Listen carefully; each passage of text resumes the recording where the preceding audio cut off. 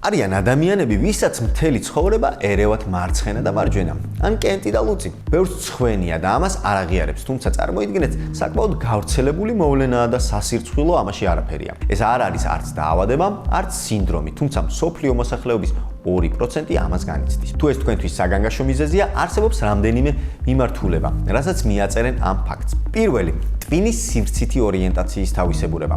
მარჯვენას და მარცხენას გარჩევა დაკავშირებულია სივრცით აღმასთან და ტვინის ნახევარსფეროების კოორდინაციასთან.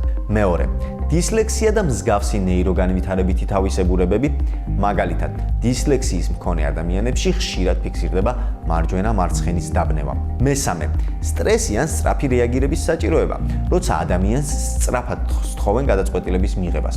მაგალითად, მანქანის ტარებისას შეცდომის ალბათობა იზრდება. მეოთხე, ბავშვობაში არასაკმარისი ფიქსაცია. ზოგ ადამიანს უბრალოდ კარგად არ აქვს დამუშავებული ეს ცნება პატარა ასაკში. ნორმაა თუ პრობლემა? თუ მხოლოდ ხანდახან გეშლებათ, სხვა ნევროლოგიური სიმპტომები არ გაქვთ, მეხსიერების დაქვეითება, მეტყველების პრობლემა, დაბუჟება და ასე შემდეგ, მაშინ ეს ჩვეულებრივი თავისებურებაა. მაგრამ თუ მოულოდნელად დაიწყო განსაკუთრებით ზრდასრულ ასაკში, თან ერთვის სხვა სიმპტომები, მეხსიერების გაუარესება, კონცენტრაციის დაქვეითება, აზროვნების გაფანტვა, მაშინ სასურველია ექიმთან კონსულტაცია. გამოიწერეთ ჩვენი გვერდი, რათა გაიგოთ ბევრი საინტერესო ამბავი სამედიცინო სამყაროდან. ჩვენ ვართ YouTube-ზე, TikTok-ზე, Instagram-სა და Facebook-ზე.